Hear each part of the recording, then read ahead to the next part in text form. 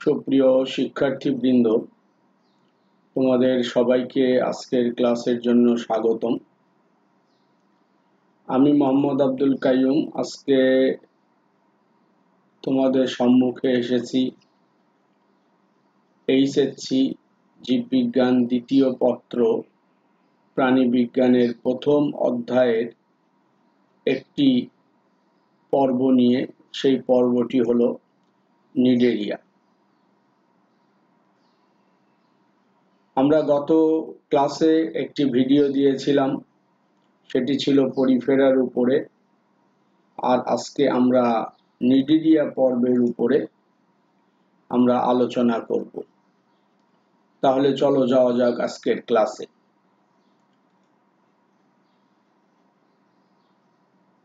সুপ্রিয় শিক্ষার্থীবৃন্দ, তোমরা স্ক্রিনে ফাইলাম নিডেরিয়া, এই নিডেরিয়া পর্বের কিছু প্রাণী দেখতে পাচ্ছ। এই পর্বের প্রাণীগুলো কিন্তু খুবই সুন্দর এবং তারা গুচ্ছবদ্ধভাবে ফুলের মতো তারা বসবাস করে।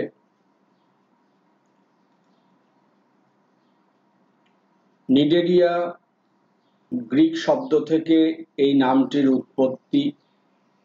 নিড, যার অর্থ রোম বা কাঁটাযুক্ত, আর এরিয়া শব্দের অর্থ হচ্ছে সংযুক্ত। অর্থাৎ এই পর্বের প্রাণীদের সাথে কাঁটাযুক্ত বিশেষ এক ধরনের কোষের সম্পর্ক রয়েছে।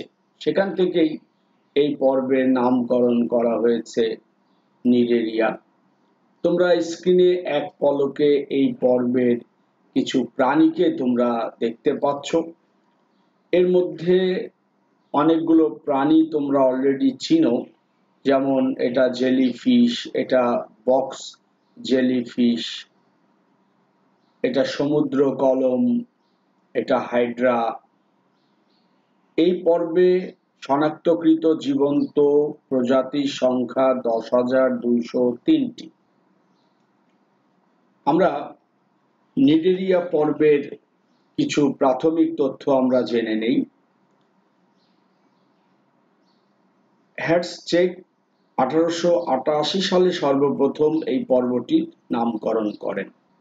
এই পর্বের প্রাণীরা সাধারণভাবে নিডেরিয়ান নামে পরিচিত। এই পর্বের প্রাণীদের সমুদ্রের ফুল বলা হয়, কারণ তাদের বিচিত্র বর্ণময়তা এবং অনেকটা ফুলের মতো তারা বিস্তৃত থাকে। এজন্যই এদেরকে সমুদ্রের ফুল বলা হয়।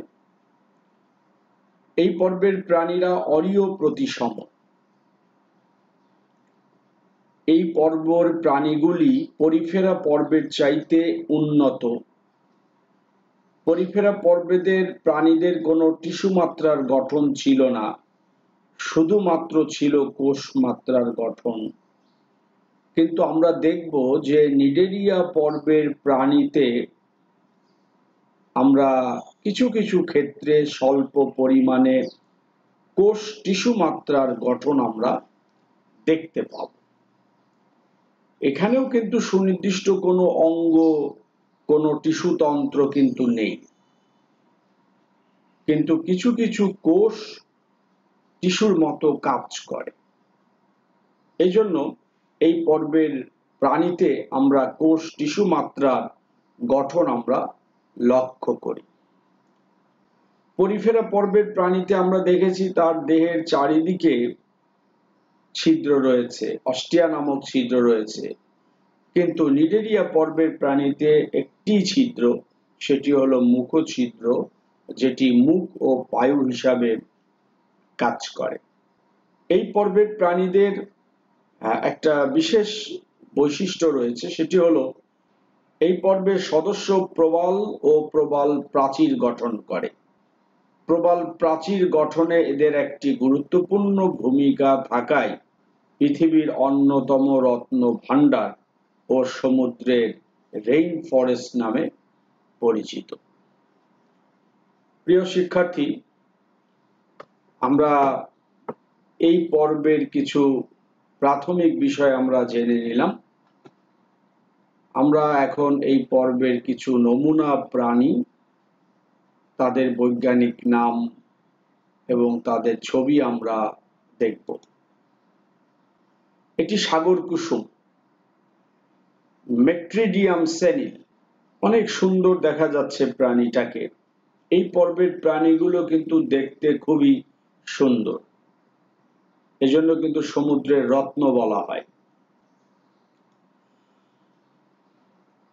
পরপিতা পরপিতা নীল বোতাম, আসলে বোতামের মতো দেখা যাচ্ছে, অনেক সুন্দর একটি নীল বর্ণের প্রাণী। হাইড্রা ভিরিডিসিমা, আগে বলা হতো ক্লোরোহাইড্রা ভিরিডিসিমা, এখন বলা হয় হাইড্রা ভিরিডিসিমা, সবুজ বর্ণের হাইড্রা। প্রিয় শিক্ষার্থী, তোমরা স্ক্রিনে দেখতে পাচ্ছ যে এই হাইড্রার বর্ণ সবুজ। স্বভাবতই তোমাদের মনে হতে পারে যে এদের দেহে ক্লোরোফিল রয়েছে, কিন্তু তোমরা তো জানো যে প্রাণী দেহে ক্লোরোফিল থাকে না। তাহলে প্রশ্ন আসতেই পারে যে এই হাইড্রাগুলো সবুজ কেন? এখানে একটা ইন্টারেস্টিং ঘটনা আছে যে এই সকল হাইড্রার দেহের ভিতরে এক ধরনের সবুজ শৈবাল মিথজীবী হিসাবে বাস করে, এজন্য কিন্তু এদেরকে সবুজ বর্ণের দেখায়। স্টোমোলোফাস মেলিয়াগ্রিস, কামানের গোলা জেলি, অনেক বড় জেলি হয়, একদম গোলার মতো। এটি একটি সামুদ্রিক নিডেরিয়ান। আমি আবারও বলছি, কামান গোলা জেলি, স্টোমোলোফাস মেলিগ্রিস। দেখো কত সুন্দর একটি নিডেরিয়ান, একে সাগর পাখা বলে। এরা সাগরে জন্মায় এবং দেখো একদম সাগরের নিচে একদম পাখার মতো ছড়িয়ে আছে এই প্রাণীটা, গর্গনিয়া ফ্লাভেলাম, সাগর পাখা। এটি জেলিফিশ, অরেলিয়া অরিটা। এই জেলিফিশটা আমাদের কাছে বেশি পরিচিত। এরা সমুদ্রের পানিতে মুক্ত ভাসমান, অরেলিয়া অরিটা। আরেকটি সুন্দর নিডেরিয়ান দেখতে পাচ্ছ, সমুদ্র কলম। দেখো একদম কলমের মতো দেখা যায়, পেনাটুলা ফসফোরিয়া, পেনাটুলা ফসফোরিয়া সমুদ্র কলম। সুপ্রিয় শিক্ষার্থীবৃন্দ, আমরা এই পর্বের কিছু প্রাণী দেখে নিলাম, তাদের বৈজ্ঞানিক নাম জানলাম, তাদের বাংলা নাম জানলাম। এখন আমরা জানবো এই পর্বের শনাক্তকারী বৈশিষ্ট্য, যে বৈশিষ্ট্যগুলো পর্যবেক্ষণ করে আমরা এই পর্বকে শনাক্ত করতে পারব। এই পর্বের প্রাণীগুলো অরীয় প্রতিসম, সচল। এখানে সচল বলতে বোঝানো হয়েছে যে তারা এক জায়গা থেকে আরেক জায়গা মুভ করতে পারে, তবে অনেক সদস্য আছে যে কোনো কিছুর সাথে যুক্ত থেকে বসবাস করে, তার মূল দেহ স্থানান্তর করতে পারে না, কিন্তু তার দেহের অংশগুলো নাড়াচাড়া করাইতে পারে। এরা অরীয় প্রতিসম। আমরা একটু বৈশিষ্ট্যটা ছবি দেখে বুঝে নেই। দেখো একটি মুক্ত ভাসমান জেলি দেখতে পাচ্ছ, তারা পানিতে সাঁতার কাটছে। আর অরীয় প্রতিসম মানে যে সকল প্রাণীকে তার কেন্দ্রীয় অক্ষ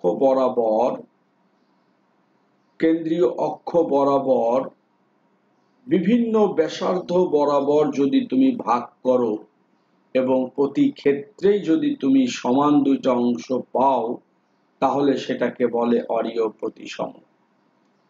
আমি আরেকটু বুঝিয়ে বলি, স্ক্রিনে দেখো, এটাকে ধরলাম একটা কেন্দ্রবিন্দু, তাহলে তুমি যদি এভাবে এই ব্যাস বরাবর ভাগ করো তাহলে দুটি সমান অংশ পাবা। আচ্ছা, আবার যদি তুমি এভাবে কেন্দ্রবিন্দু বরাবর যদি এই ব্যাস বরাবর তুমি ভাগ করো, তাহলেও কিন্তু তুমি দুইটা সমান অংশ পাবা। এভাবে অরীয়ভাবে তুমি যে কোনো ব্যাসার্ধ বরাবর তুমি ভাগ করো না কেন, তুমি প্রতি ক্ষেত্রেই কিন্তু দেখো সমান অংশ পাবা। যদি তুমি এভাবে ভাগ করতা তাও সমান অংশ পাইতা, যদি তুমি এভাবে ভাগ করতা তাও তুমি সমান অংশ পাইতা। এই ধরনের প্রাণীকে বলা হয় অরীয় প্রতিসম। আমরা দ্বিতীয় বৈশিষ্ট্যে যাই। এই পর্বের প্রাণীগুলো দ্বিস্তরী, অর্থাৎ ডিপ্লোব্লাস্টিক। বাইরের স্তরের নাম এপিডার্মিস বা এক্টোডার্মিস, বাংলায় বলে বহিতক। ভিতরের স্তরের নাম এন্ডোডার্মিস বা গ্যাস্ট্রোডার্মিস বা অন্ততক। তবে এই দুই স্তরের মাঝে জেলির মতো এক ধরনের আঠালো স্তর আছে যাকে মেসোগ্লিয়া বলে। এই মেসোগ্লিয়াই কিন্তু এই দুইটা স্তরকে আটকে রেখেছে। তবে মেসোগ্লিয়া স্তরটা অকোষীয়, এর মধ্যে কোনো কোষ নেই। চলো আমরা ছবির মাধ্যমে বৈশিষ্ট্যটা দেখে নেই।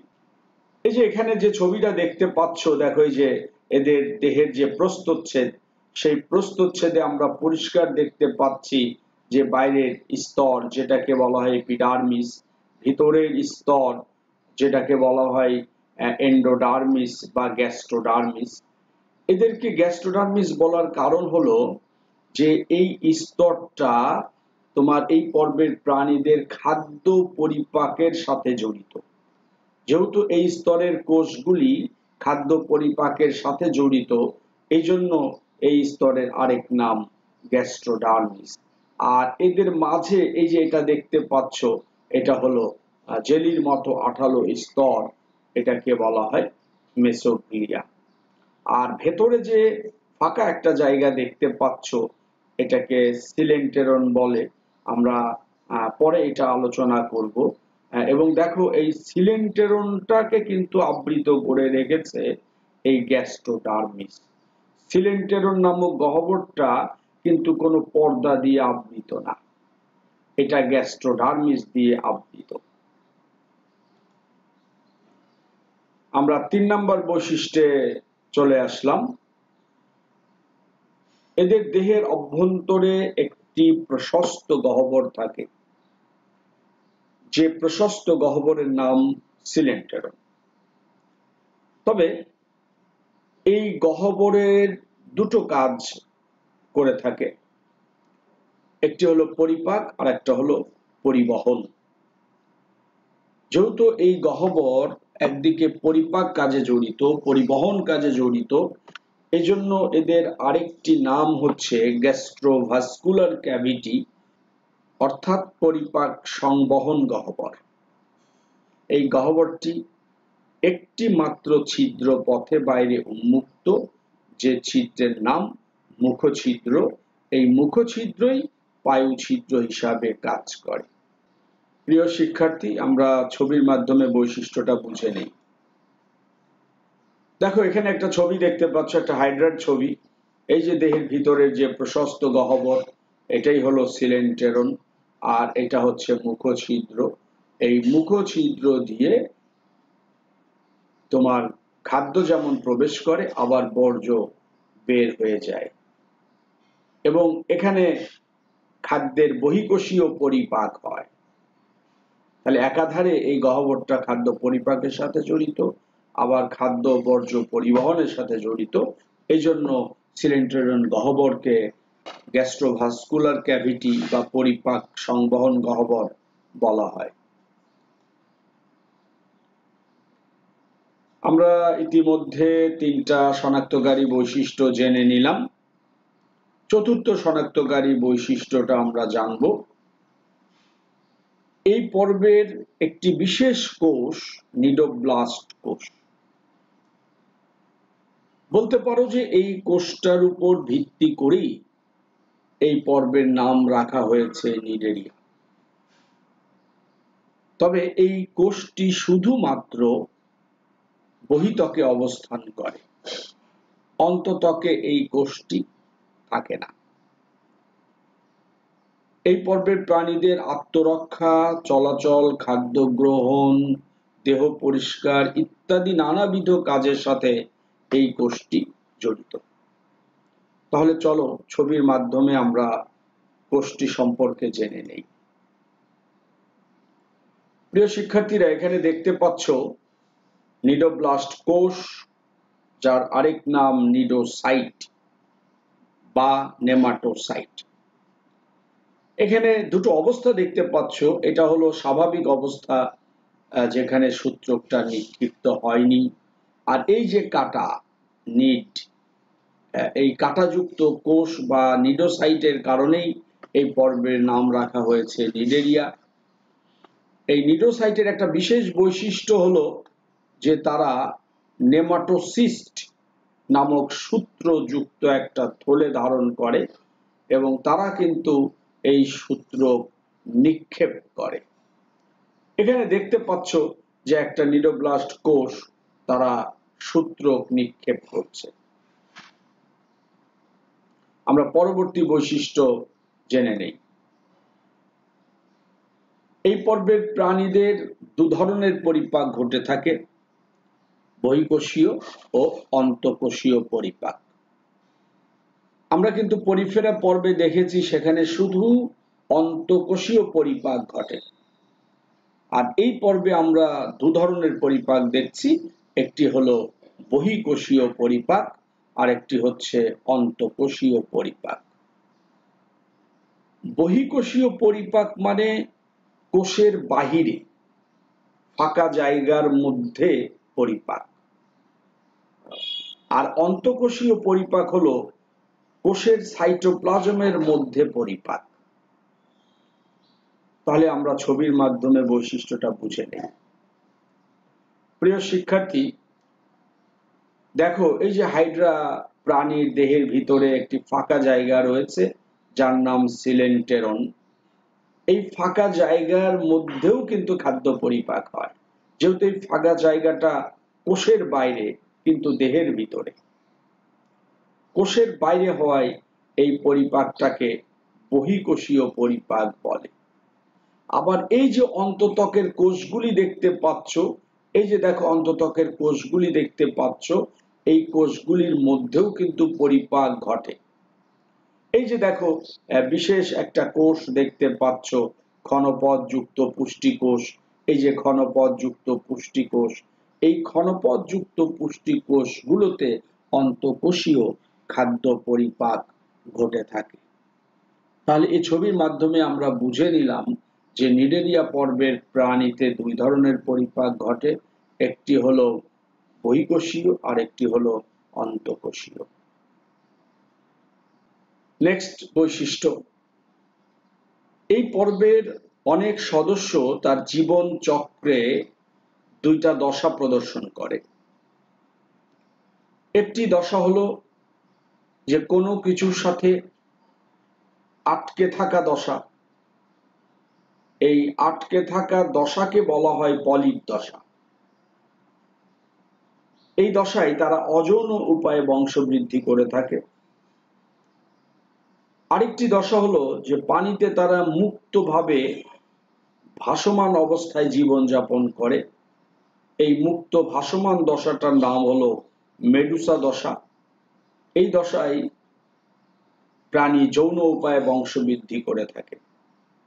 আমরা ছবির মাধ্যমে বৈশিষ্ট্যটা জেনে নেই। প্রিয় শিক্ষার্থীবৃন্দ, তোমরা এখানে জেলিফিশের জীবন চক্র দেখতে পাচ্ছ। আমরা জেলিফিশের জীবন চক্রে প্লিওমরফিক কন্ডিশন অর্থাৎ বহুরূপী অবস্থা আমরা দেখতে পাই। এটি জেলিফিশের লার্ভা। এই লার্ভা থেকে কিন্তু এই অবস্থার সৃষ্টি হয়েছে। এটা একটা আবদ্ধ অবস্থা, কোনো কিছুর সাথে আটকে থাকা অবস্থা। এই অবস্থাটার নাম হচ্ছে পলিপ দশা। এই ছবিতে আমরা দেখতে পাচ্ছি যে তারা মুকুল সৃষ্টির মাধ্যমে অযৌন উপায়ে বংশবৃদ্ধি করছে। এটাও পলিপ দশা, তবে এই দশায় তারা বংশবৃদ্ধি করছে অযৌন উপায়ে। আর এটা হচ্ছে ভাসমান দশা, এটা হচ্ছে মেডুসা দশা। এই দশায় তারা যৌন জনন সম্পন্ন করে থাকে। এই দশাটা দেখো, জেলিফিশের ক্ষেত্রে এই মেডুসা দশাটা কিন্তু ছাতার মতো, আর পলিপ দশাটা কিন্তু একটা চারা গাছের মতো। তাহলে আমি বৈশিষ্ট্যটা আবারও বলছি, এই পর্বের কিছু প্রাণী আছে তাদের জীবন চক্রে পলিপ দশা এবং মেডুসা দশা প্রদর্শন করে। পলিপ দশাটা হলো আবদ্ধ দশা এবং যে দশায় অযৌন জনন সম্পন্ন হয়। মেডুসা দশা হচ্ছে ভাসমান দশা, যে দশায় যৌন জনন সম্পন্ন হয়। 7 নম্বর শনাক্তকারী বৈশিষ্ট্য, এই পর্বের প্রাণীদের জীবন চক্রে সিলিয়া যুক্ত প্ল্যানুলা লার্ভা দশা দেখা যায়। অর্থাৎ এদের লার্ভা দশার নাম হচ্ছে প্ল্যানুলা, আর এই লার্ভার সাথে অনেক ছোট ছোট চুলের মতো সিলিয়া যুক্ত থাকে। প্ল্যানুলা লার্ভা দশাটা সাঁতার কাটতে সক্ষম। আমরা ছবির মাধ্যমে এই দশাটা দেখে নেই। প্রিয় শিক্ষার্থী, এখানে যে ছবিটা দেখতে পাচ্ছ এটা প্ল্যানুলা লার্ভা দশা। আর এই ছবিতে দেখতে পাচ্ছ যে কোষগুলোর সাথে সিলিয়া যুক্ত রয়েছে। এরা পানিতে সাঁতার কাটতে পারে, চলাচল করতে পারে। এটি হচ্ছে নিডেরিয়ানদের প্ল্যানুলা লার্ভা দশা। আমরা শনাক্তকারী বৈশিষ্ট্যের একদম শেষ পর্যায়ে চলে আসছি। 8 নম্বর শনাক্তকারী বৈশিষ্ট্য, এই পর্বের প্রাণীদের দেহে সুনির্দিষ্ট কোনো কলাতন্ত্র বা অঙ্গতন্ত্র নেই। এরা বহুকোষী, তবে এদের দেহে উন্নত প্রাণীর মতো কোনো টিস্যুতন্ত্র নেই। এদের দেহে যে বিভিন্ন ধরনের কোষ রয়েছে, এই এক একটা কোষ এক এক টিস্যুর মতো আচরণ করে। অর্থাৎ আমরা বলতে পারি যে এই পর্বের প্রাণীদের দেহে কোষীয় পর্যায়ে টিস্যু মাত্রার গঠন রয়েছে, অর্থাৎ শ্রম বন্টন রয়েছে।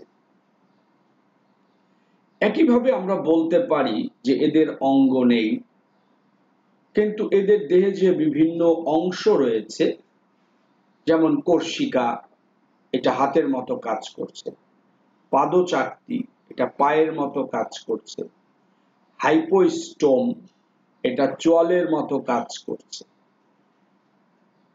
কতগুলো কোষ মিলে হয় টিস্যু, কতগুলো টিস্যু মিলে হয় অঙ্গ, কতগুলো অঙ্গ মিলে হয় তন্ত্র। যে ক্ষেত্রে টিস্যু নেই সেক্ষেত্রে তন্ত্র হবার প্রশ্নই আসে না, সেক্ষেত্রে অঙ্গ থাকার প্রশ্নই আসে না।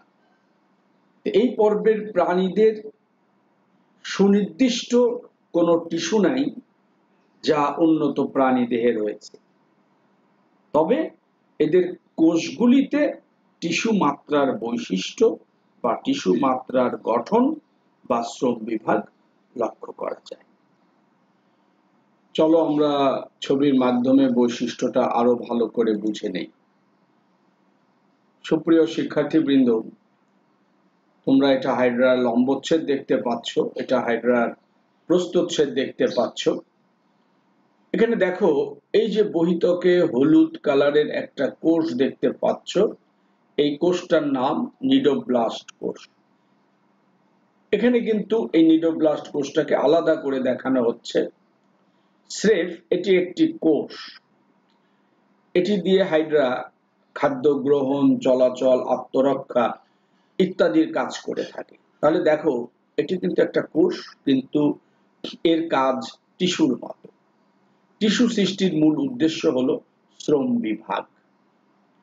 আবার এই বহিত্বকে এবং অন্তত্বকে অনেক কোষ রয়েছে যাদের কিন্তু ইন্ডিভিজুয়াল টিস্যুর মতো আচরণ রয়েছে।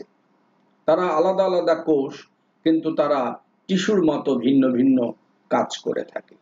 আবার দেখো, দেহের ভিতরে যে ফাঁকা জায়গা দেখতে পাচ্ছ, যাকে সিলেন্টেরন বলে, এখানে কিন্তু খাদ্য পরিপাক হয়ে থাকে। এদের কিন্তু পাকস্থলী নেই, কিন্তু এই সিলেন্টেরন গহ্বরটাই পাকস্থলীর মতো কাজ করে থাকে।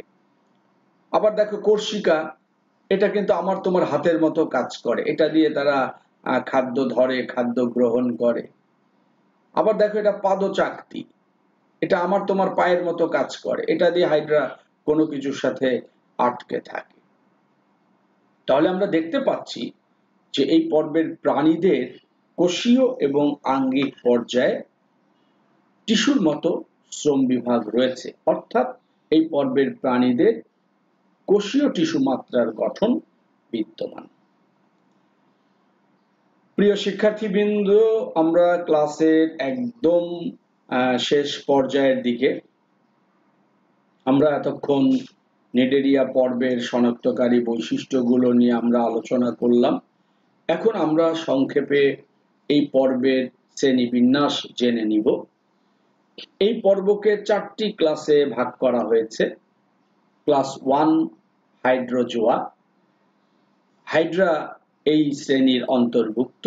এই যে এখানে যে প্রাণীটা দেখতে পাচ্ছ, এটি হাইড্রা, এটি এই ক্লাস 1 হাইড্রোজোয়া শ্রেণীর অন্তর্ভুক্ত। ক্লাস 2 স্কাইফোজোয়া। জেলিফিশ, এই যে এখানে জেলিফিশ দেখতে পাচ্ছ, এই জেলিফিশটা কিন্তু ক্লাস 2 স্কাইফোজোয়ার অন্তর্ভুক্ত। Class 3 Cubozoa, box jellyfish. এই যে এখানে যে জেলিফিশটা দেখতে পাচ্ছ, এটাকে বক্স জেলিফিশ বলে। এই বক্স জেলিফিশ ক্লাস 3 কিউবোজোয়ার অন্তর্ভুক্ত। ক্লাস 4 অ্যান্থোজোয়া। এখানে যে সমুদ্র পালক দেখতে পাচ্ছ, এই সমুদ্র পালক ক্লাস 4 অ্যান্থোজোয়ার অন্তর্ভুক্ত। শ্রেণীবিন্যাস সম্পর্কে সংক্ষিপ্তভাবে এতটুকু জানলেই হবে। আমাদের নিডেরিয়া পর্ব নিয়ে যে বিষয়গুলো আলোচনা করার দরকার ছিল, সেগুলো আমরা আলোচনা করেছি। সুপ্রিয় শিক্ষার্থীবৃন্দ, আমরা ক্লাসের শেষ পর্যায়ে। আমরা পরবর্তী পর্ব ফাইলাম প্ল্যাটিহেলমিনথেসের উপরে আমরা এর পরের ক্লাসটি নিয়ে আসব। এই পর্যন্ত তোমাদেরকে একটু ধৈর্য ধরতে হবে। যদি তোমাদের আজকের ক্লাস নিয়ে কোনো প্রশ্ন থাকে, তোমরা কমেন্ট বক্সে লিখবা। তোমাদের যদি কোনো উত্তর জানার আগ্রহ থাকে, তাহলে তোমরা কমেন্ট বক্সে প্রশ্নটা পাঠাবা, আমি কমেন্ট বক্সেই উত্তর দিয়ে দিব। পরিশেষে তোমাদের সবাইকে অসংখ্য ধন্যবাদ জানিয়ে আজকের ক্লাস আমি এখানেই শেষ করছি। আল্লাহ হাফেজ।